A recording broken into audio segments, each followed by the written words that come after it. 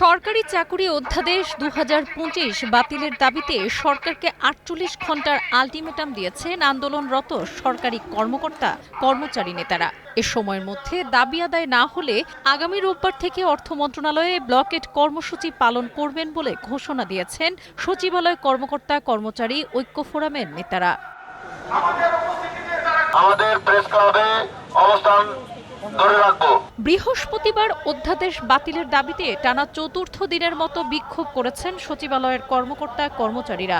মন্ত্রণালয়ের কাজ ছেড়ে দলে দলে মিছিল সমাবেশে যোগ দিতে দেখা যায় কর্মচারীদের। বিক্ষোভ সমাবেশে অধ্যাদেশ বাতিলের দাবিতে সরকারকে ৪৮ ঘণ্টার আলটিমেটাম দেয় সচিবালয় কর্মকর্তা কর্মচারী ঐক্য ফোরাম। বৃহস্পতিবার বেলা ১১টার পর তারা সচিবালয়ের কর্মচারী ইউনিয়ন কার্যালয় থেকে মিছিল নিয়ে বাদামতলায় গিয়ে জড়ো হন। এরপর বিক্ষোভ মিছিলটি সচিবালয়ের বিভিন্ন অলিগলি প্রদক্ষিণ করে ৪ নম্বর ভবনের সামনে সমবেত হন। এক পর্যায়ে ৪ নম্বর প্রশাসনিক ভবন অবরোধ করে বিভিন্ন স্লোগান দিতে থাকেন।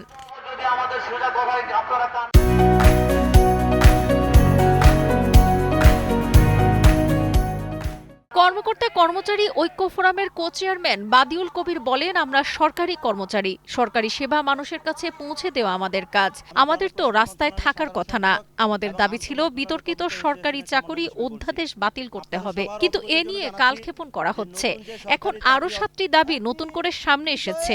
আমরা দমে যাব না, থমকে দাঁড়াবো না, আমরা পিছু হটব না। তিনি আরো বলেন, ৪৮ ঘণ্টার মধ্যে বিতর্কিত সরকারি চাকরি অধ্যাদেশ বাতিল করতে হবে, অন্যথায় রোববার থেকে অর্থ মন্ত্রণালয়ে ব্লকেট কর্মসূচি পালন করা হবে। আমাদের পূর্ব ঘোষিত কর্মসূচি বলবৎ থাকবে মর্মে ৪ ধরনের শৃঙ্খলা ভঙ্গের অপরাধের জন্য বিভাগীয় মামলা ছাড়াই শুধু কারণ দর্শানোর নোটিশ দিয়ে চাকুরিচ্যুত করা যাবে এমন বিধান রেখে গত ২৫শে মে সরকারি চাকুরি সংশোধন অধ্যাদেশ ২০২৫ জারি করা হয়। এর আগে ২২শে মে উপদেষ্টা পরিষদের সভায় অধ্যাদেশটির খসড়া অনুমোদন হয়। ২৪শে মে থেকে আইনটি প্রত্যাহারের দাবিতে সচিবালয় কর্মকর্তা কর্মচারীদের সংগঠনগুলো সম্মিলিতভাবে আন্দোলন শুরু করেন। তারা অধ্যাদেশটি নিবর্তনমূলক ও কালো আইন হিসেবে অবহিত করেছেন।